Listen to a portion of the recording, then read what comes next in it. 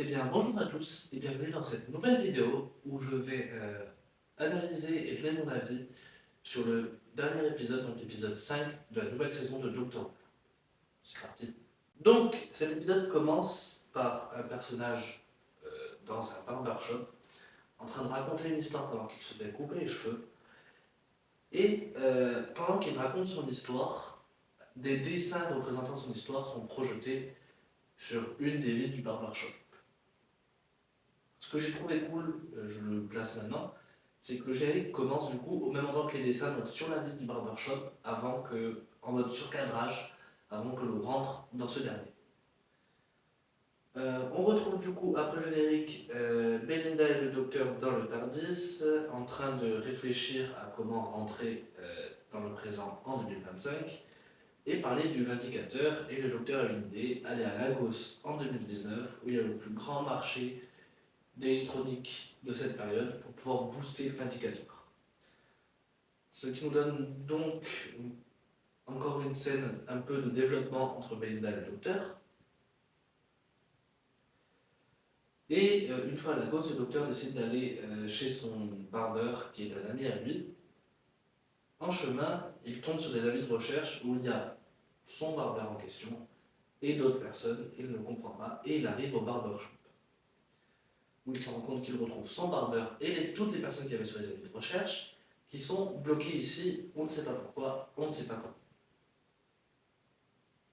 Plus tard dans l'épisode, un personnage du nom de Abby arrive et le docteur croit la connaître, mais il ne se souvient pas d'où. C'est donc au tour du docteur de raconter une histoire en se faisant couper les cheveux, et il raconte une histoire sur le passé de Belinda un jour à l'hôpital quand elle a sauvé une dame le jour de l'anniversaire de sa grand-mère. Donc elle a donc sacrifié l'anniversaire de sa grand-mère pour sauver cette dame. En parallèle de ça, nous avons Belinda qui découvre qu'il y a une anomalie à cette période-là sur Terre, et que cette anomalie vient du barbershop. Le docteur se rend compte qu'il a été piégé par son ami Homo pour sauver tout le monde, et il y a eu une confrontation entre ces deux-là. Le docteur dit que Homo savait très bien qu'il viendrait parce qu'il aime cet endroit, et qu'il en a profité pour le piéger ici, pour une bonne raison qui était de sauver tout le monde. En voulant sortir, le docteur se rend compte que la porte est un passage temporel entre le présent et un autre endroit,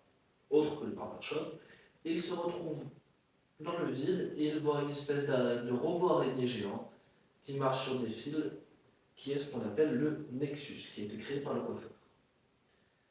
Belinda finit par arriver au barbershop et le coiffeur raconte son histoire. Il se fait passer pour tous les dieux des contes, Anansi, Loki, etc. J'ai plus les noms. Le docteur se moque donc de lui car il connaît très bien ces dieux, et il dit même qu'il a fait un pari avec Anansi qu'il a gagné. Le coiffeur avoue donc la vérité, qui était donc l'assistant de ces dieux-là, qu'il faisait tout pour que les histoires et les contes de ces dieux soient connus et reconnus, pour que ces dieux-là aient de plus en plus de partisans. Abby finit par avouer elle est la fille d'Anansi qui était en jeu lors du pari, et qu'à cette époque, le docteur est encore le docteur fugitive, donc de Joe Martin, si je ne dis pas de bêtises, était parti sans elle, elle l'avait abandonné même s'il avait gagné le pari. Et là, on a une petite scène avec le docteur Joe Martin à la place de Choutigatois, qui explique qu'à l'époque, elle ne pouvait pas l'aider parce qu'elle était déjà assez dans la merde, et c'est pour ça qu'elle est partie sans elle. Le coiffeur raconte son plan, il dit qu'il veut effacer les dieux des contes de l'histoire, sauf que le docteur veut l'en empêcher, car si ces dieux disparaissent, les humains aussi disparaîtront, parce qu'ils croient en ces dieux. J'ai pas tout compris. Abby, en racontant une histoire, coiffe le docteur et lui fait un plan pour qu'il arrive à se retrouver dans le labyrinthe pour arriver au centre du robot géant. Et le docteur et Belinda partent dans le labyrinthe. Abby s'oppose au coiffeur et le coiffeur décide de elle aussi la piéger avec les autres et d'aller s'occuper du docteur et de Belinda. Le docteur et Belinda trouvent le cœur, et le docteur, pour surcharger d'énergie le cœur, décide d'y transférer toute son histoire Et là, nous avons sur toutes les télés, sur toutes les fenêtres, des passages et des scènes avec les précédents docteurs qui apparaissent pour vraiment montrer qu'il est en train de surcharger le tout et que la machine ne va pas tenir. Le docteur finit donc par convaincre le coiffeur de libérer tout le monde, ainsi que de ne pas se suicider avec sa machine. Tout le monde s'en sort sain et sauf. Donc le docteur a donc sauvé tout le monde. Homo décide de laisser sa place et de laisser le barbershop à quelqu'un d'autre. Il donne les clés au coiffeur. Ce qui va donc amener un arc de rédemption du coiffeur qui va reprendre cet endroit et en refaire un lieu convivial. Le docteur est le premier de revenir et de leur côté, Belinda et Abby se remercient mutuellement pour les conseils qu'elles se sont donnés et chacun repart de son côté. Donc, personnellement, j'ai bien aimé cet épisode. Ça change, encore une fois, des épisodes qu'on a l'habitude de voir. J'ai l'impression de me répéter toutes les semaines.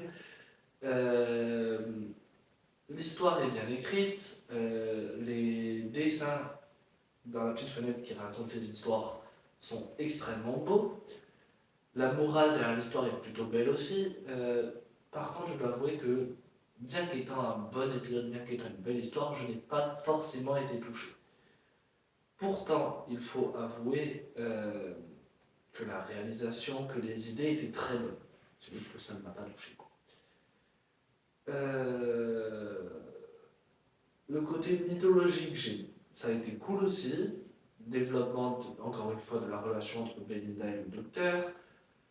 Ce qui a été très cool et inattendu, ça a été le retour du docteur fugitif pour une scène. Et ça, j'ai adoré, j'aurais aimé le voir plus, enfin l'avoir plus du coup. Et enfin, pour une fois depuis le début de cette saison, le docteur sauve des gens. Oui, c'est con à dire, mais le docteur sauve des gens. Bon, cette fois, il sauve tout le monde, il n'y a pas une seule victime. Et ça, c'est cool. On remarquera aussi que Madame Flood n'apparaît quasiment pas dans cet épisode. Il n'y a pas de Flood d'avancée sur qui elle est, sur son histoire. Donc je pense que ça va être fait dans l'épisode prochain. Et bah, c'est... Ah oui, un bon développement du docteur qui se retrouve dans un endroit où il se sent bien. Parce que contrairement au docteur précédent, il est victime de racisme.